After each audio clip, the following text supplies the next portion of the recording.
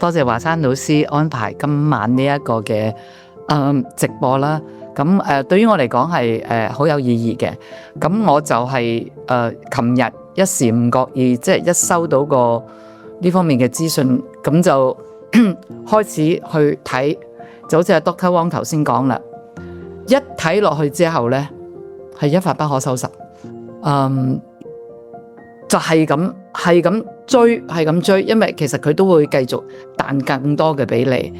咁我係一時唔覺意，我坐咗喺度睇咗成個幾鐘頭，自己都冇為意到，直至到我幾時發現呢？我發覺我胃痛啊！我開始胃痛咁，即係個身體已經頂唔順啦，發出個聲音嗰陣，我先至為意到，哇！原來我坐喺度睇到咁耐啦。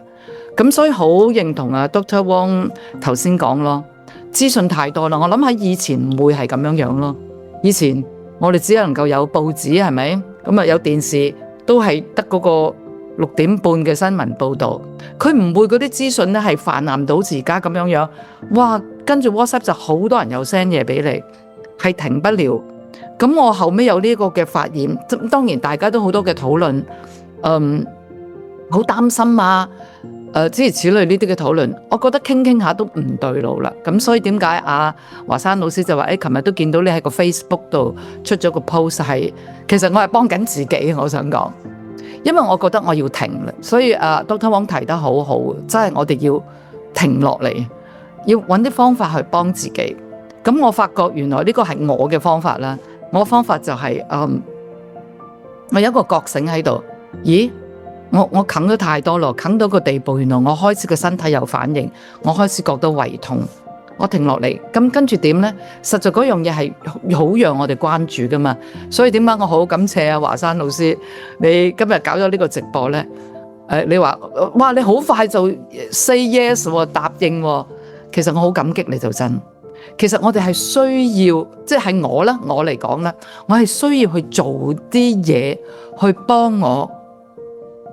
去表達我嘅哀傷，我係用一個咁嘅方式，我好想，正如 Dr. Wong 頭先講嘅，創傷後成長呢個對於我嚟講係，即係我人生經歷過好多嘅啦。每一個嘅創傷嚟到，其實我會將佢睇成一個嘅跳板，去豐富到我自己嘅生命。所以當我喺一個咁大，即係收到呢啲嘅資訊，咁大嘅哀傷同埋咁大嘅沉重底下，我就問自己我可以做啲咩嘢？咁所以我就出咗個 post， 我都係反映緊我自己當其時嘅狀態。我發覺原來我亂晒啊！其實當我去睇嘅時候，我胃痛啦，我亂晒嘅時候，我應該做啲咩呢？唔得，我諗我要靜落嚟去祈禱。又或者係咪好似收到啲 WhatsApp 話叫我哋去捐啲衫喎咩？我直頭 feel 到自己係一個亂嘅狀態。當我有呢個嘅 awareness 覺知嘅時候，我即刻同自己講，原來我唔穩陣啊！我要翻落地，我要 grounded。咁我正如 Dr. Wong 頭先都講咗嘅啦，我係用一個咁嘅方式幫自己連結翻落翻地，好好嘅就係做一啲嘅呼吸。因為過往都有呢個嘅習慣，所以就比較容易透過呼吸。從外邊，哇，好多嘅資訊，好多嘅事務想去處理，我透過呼吸，我就翻嚟，連結翻自己，一路呼吸連結翻自己之後咧，我再連結得自己多一啲。點解我會咁沉重？點解我會咁痛？我開始明白自己多啲。其實我諗每個人都係嘅啦。嗰種嘅感同身受，嗰啲嘅難過，一個嘅家庭，即係每個人都好努力去建造自己嘅家庭，一夜之間毀於一旦，即係完全係將自己投入晒落去。所以點解我會咁亂，我會咁痛？我明白咗呢一度之後，呢個我覺得重要嘅，先明白自己呢啲情緒嘅根源，即係甚至有啲人都會咁樣話嘅，關你咩事啫？你又唔係住嗰度咩嗰啲？即係當然嗰啲人都係選擇一個逃避，想迴避啦、反應啦。有幾大鑊啫？之前啊幾多年前啊，再大鑊啲嘅有咧。我好多時即係今日我都聽到好多呢啲嘅聲音，有啲人真係會選擇去逃避嘅。但係我知道自己裏邊有呢一個嘅需要，就係嗰種嘅感同身受，亦都有嗰份嘅恐懼、懼怕，以致我呈現出嚟嘅有好混亂嘅情緒出到嚟。咁我就連結翻呢一啲咁底層嘅東西，就係易地而處嘅。而家我見到呢啲受苦嘅人，我就開始識得用愛去連結佢哋。佢哋嘅此時此刻嘅唔係需要我哋嘅憐憫，佢哋需要嘅係呢一個愛嘅力量。咁因為我自己本身係一個信徒啦，我亦都好相信祈禱係一個精神嘅力量。我相信透過我哋嘅祈禱，透過我哋嘅祝福，我可以將呢一份嘅愛嘅能量去傳送俾佢哋。呢個係我自己嘅信念。當我一諗到咁嘅時候，我開始咁樣做嘅時候，果然我真係好幫到自己，成個人平靜咗落嚟。嗰種嘅裏外開始一致，咁就好唔同啦。咁我個胃就開始唔再痛啦。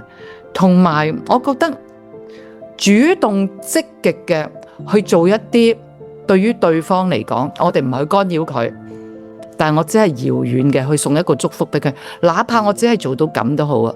我覺得我好具體，我唔會好迷失啊。當我好難過、好傷心，哎呀好慘啊，點算啊嘅時候呢，我咩都做唔到，同埋我覺得我被捲咗落我自己嘅情緒裏邊，我越嚟越亂添啊。咁但係當我自己穩陣咗落嚟，連結到自己裏邊嘅一啲嘅需要啦，共同大家嘅需要啦，並且我知道可以透過我自己嘅相信嘅愛啦，去傳送俾佢哋嘅時候，我成個人定咗落嚟。所以我跟住就都喺個 Facebook 度，又或者係透過其他 WhatsApp，我都俾我嘅朋友忠告佢哋，好似 Dr. Wong 講嘅，唔好睇太多啦，已經夠啦。如果可以嘅話，我會建議你哋唔好再轉發嗰啲令人哋好震撼、好哀傷嘅嗰啲影片或者圖畫。反為我哋會唔會都開始好似今晚咁樣，我覺得好正嘅，成立一啲嘅 group 啊，我哋一齊，因為大家如果自己一個人喺屋企搞好辛苦嘅，而家今晚咁樣，好似而家我哋呢一個狀況底下，我知道哇，好多同路人啊，哇，你又傷痛，我又傷痛，你又難過，我哋大家聚埋一齊嘅時候，唔單止話彼此取暖咁簡單，我哋可以集結我哋嗰個力量，我哋一齊好具體做啲嘢。譬如我哋今晚選擇分享，即係大家呢方面嘅專業，我哋面對呢啲嘅時候，我哋可以做啲咩嘢？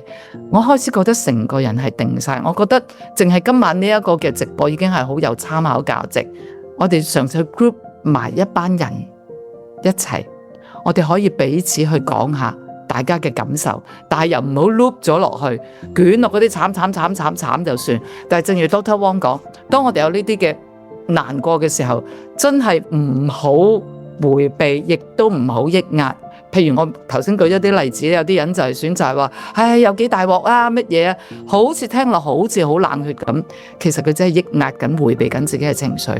所以接納啦，我哋真係會難過嘅，我哋都係香港人。見到一班其實都係我哋嘅鄰舍，佢哋而家受緊苦，我哋覺得好難過。咁點解我哋唔可以難過呢？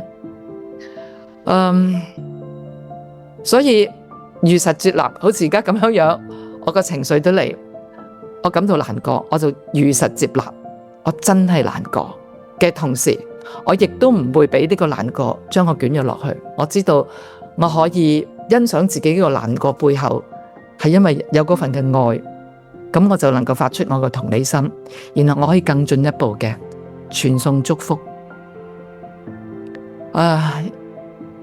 我諗嚟緊嘅日子裏邊係會越嚟越多嘅新聞，會令我哋好心痛。但我相信都係呢幾個原則啦，如實接納嘅自己嘅感受，連結自己內在嗰啲好美好嘅質素，嗰啲嘅關愛，嗰啲嘅同理，然之後作出行動，先去好好嘅照顧自己，再去祝福他人。呢個就係我嘅分享。好多謝敏儀，我非常感動，我會話我好尊敬敏儀呢個分享，我非常尊敬，我覺得好，我有啲想喊嘅，淨係喺度聽，有幾下我有少少想喊，因為好感動。第一就係我好欣賞你嗰份嘅覺察力，你琴日一路係一個幾鐘，跟住去到胃痛，你留意到自己，你真係有 mindfulness， 真係有覺察力，真係有修行，有修為，有操練吓。第二我好欣賞咧就係敏儀，你本身都係一個專業助人者，你做好多生死教育工作，你做好多哀傷輔導工作，你好多年創辦咗一個慈善團體，支持好多家長，做好多嘢。同時你正係嗰刻係好幾乎係坦蕩蕩咁樣將自己最脆弱嘅部分表達出嚟，而唔係一個專業，即係幾威，即係講幾勁啊！唔係教我哋，即係你呢種嘅真誠真摯係令我最感動嘅。所以話我好尊敬你，我好真心好尊敬你。即係我相信你之後嗰段俾到好多人好大力量，連敏儀都會喊，連敏儀都會有哀傷，連敏儀都會亂，咁我哋都可以咯，係嘛？咁我覺得好美麗，好美麗。即係然後你跟住你背後帶嗰個 point，我好中意。我即係對唔住，我要講，即係你。用唔同角度講，我哋要連結翻我哋內在啊！我哋要如實去接納自己啊，而唔係用頭腦去假裝不知道，去扮堅強、扮勁，去淨係去幫人。正如由 Dr. Wong 開始，第一日你幫人之前唔該照顧好自己先。咁敏儀你係好以身作則，我哋叫 walk the talk， 即係做咗個示範單位啊！你好真實呈現自己嘅脆弱，去療愈自己嘅脆弱，我先有能力去療愈別人嘅脆弱。我承載到我痛，我先有能力承載別人嘅痛。所以你淨係嗰段我好㗎，我唔想多講啦。即係而最後你帶翻我哋都係鄰舍，大家都喺香港同一個地方，同一天空下。哇！真係我啲眼淚都要忍，即係好美麗，好美麗。即係大家一齊集結我哋嘅力量，做我哋能夠做嘅，好嘛？我唔阻大家咁多時間，我衷心感謝敏儀。